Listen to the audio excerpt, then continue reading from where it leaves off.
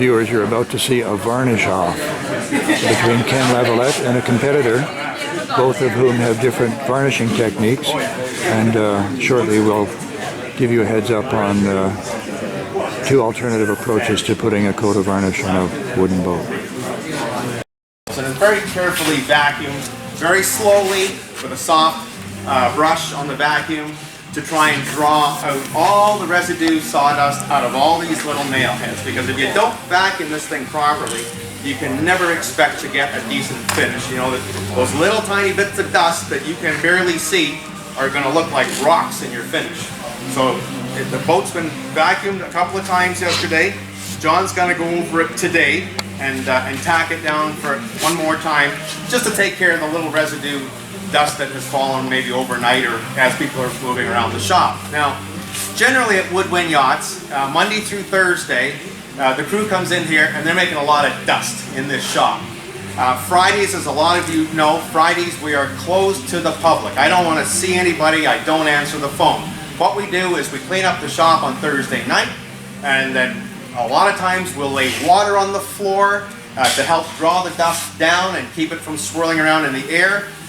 John and I take a lot of care and time to prep the shop so it's clean and tidy. As you see it now, water on the floor. John and I come in here with clean clothes.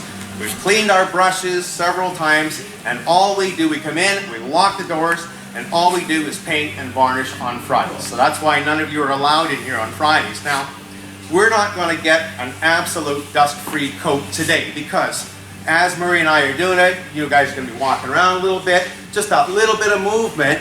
If you've ever seen a sunbeam coming in your window, and you just walk past that window and the sun's coming in, you look behind you, you're going to see all these little tiny bits that you can't see. They're going to land in your varnish job and look like boulders in your varnish. So we're not expecting to get a mirror finish on this coat, so I'm going to insist that Murray come back on his spare time and re-varnish this boat properly, okay? So everybody stay on that side, nobody on my side. Next set.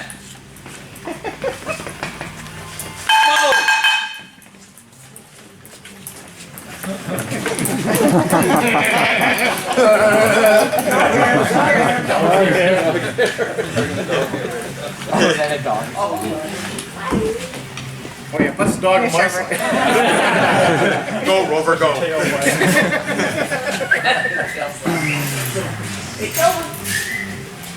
No, just keep him over Murray's side.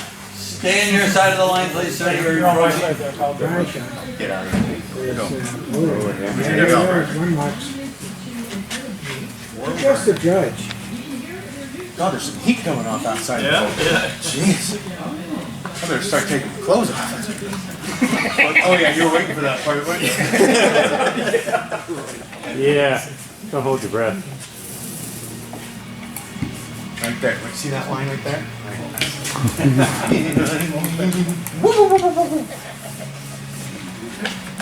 A lot of you like to take a brush and just lay the varnish on with a brush.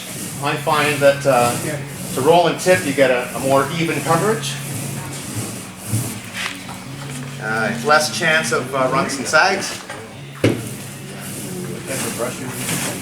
This is a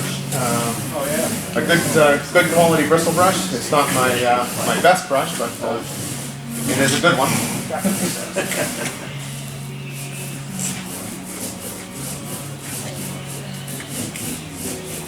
If I was laying on maybe the third or fourth coat, at this point here, I would be brushing this way, not the way I'm going to brush. I'm working the varnish into the seams. Helps keep the water out. You're caulking the boat with varnish. But since this boat has already been caulked with varnish, then we're just going to go fore and aft. Again, we're brushing the varnish into the seams.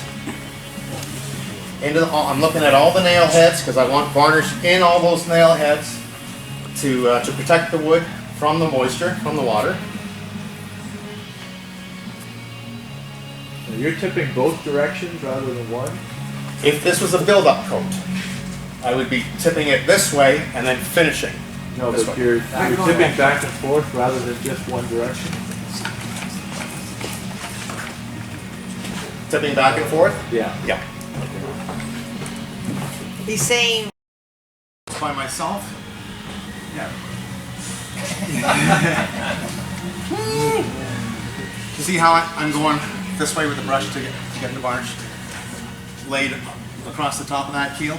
If you go that way, you can see from that side what I've just done. I've just made a heck of a mess for him to. So if you're doing back and forth like this, oh, he's got a heck of a mess to clean up. Well, he would if it was his boat. So it's always, you know, I'm brushing away from myself, and then I'll find if I'm varnishing down this side of the boat, there'll be no mess on the other side when I come around the front and do the other side. You have to take the brush and get into the corners, like we're doing now, and then from there it's applied with the roller first, and then tipped out.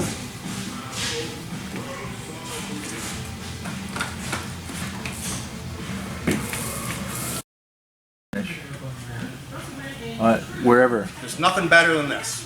Okay. Spray is going to lay on the surface. I'm working it into all the little cracks and crevices while spray. If you spray something that's as porous as this, it's going to lay on the surface, but it's not going to get into those cracks and crevices the way that I'm pushing that varnish into those areas. So I've always found the best method is a good brush and by hand. And it doesn't take that terribly long to put a coat of varnish on a boat.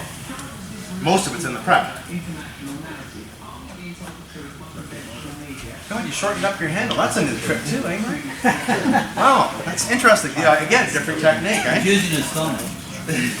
Varnishing with his thumbs.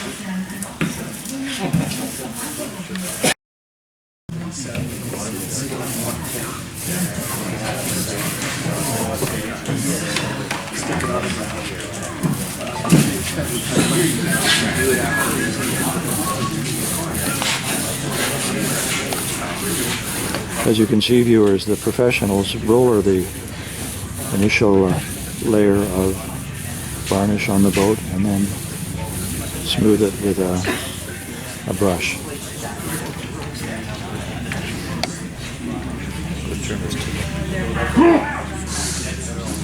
Correction, tip it with a brush.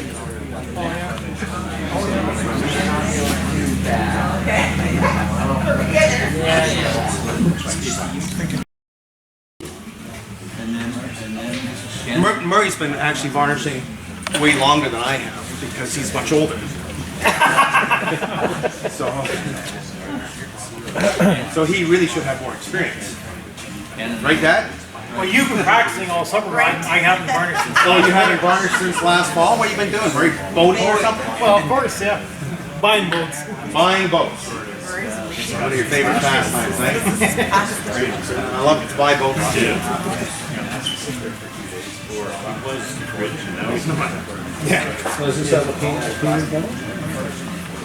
That note made a mess here for you. Looks like Ken Lavalette has taken the contest here, viewers, but both these gentlemen are excellent varnishers. Murray always likes going from the wet, the dry into the wet. Is that right? Yep.